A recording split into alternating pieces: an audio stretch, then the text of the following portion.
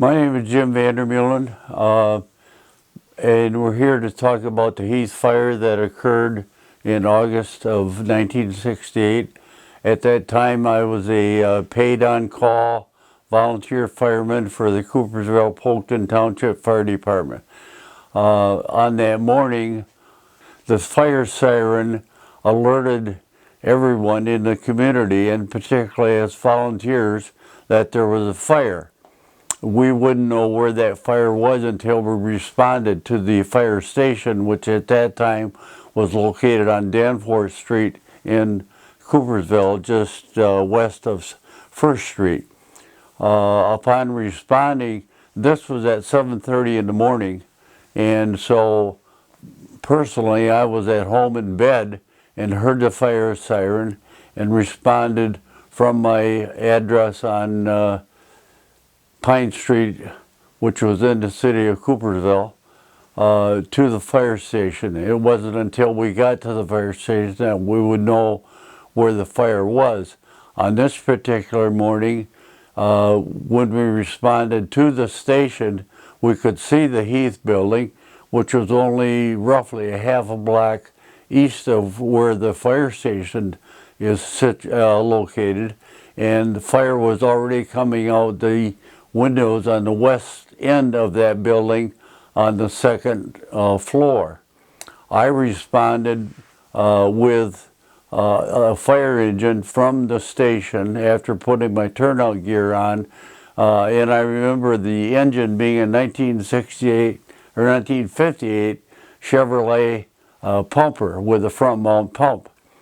When I responded to a location on the north side of the building, just east of 1st Street, and that's between that. There was an alley there between the building and the railroad tracks.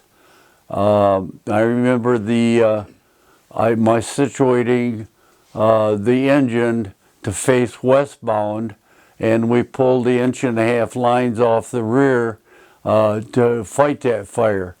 Within a very short time, the heat got so intense at that location that at that time we had what we called beacon ray lights. They were a single domed red light with revolving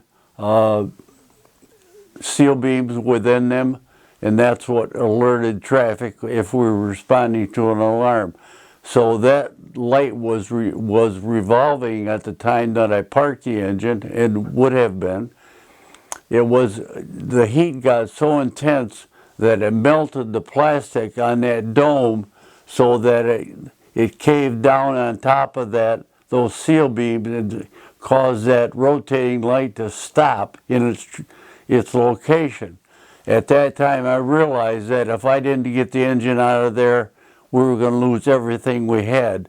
So rather than fight the fire, I got it back in the engine and I pulled it out of there back onto 1st Street, and I'm guessing I probably went a bit south back onto Danforth Street, pulling the 1.5-inch lines, which is not what we're trained to do, but it was at that time either do that or lose the entire engine at that location.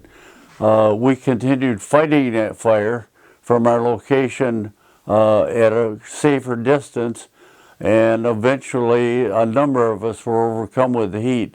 This was in August, and so it was the temperature. I don't know what the temp was, but it was a hot morning, and we had our full turnout gear on, which is non-breathable at the time.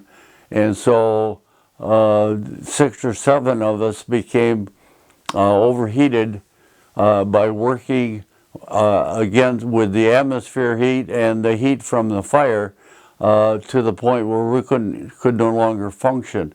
It was at that point that we gathered onto Danforth Street, and someone got Troop Funeral Home, Harlan Troop, and a group from there, because they were the people that provided ambulance service back in the day.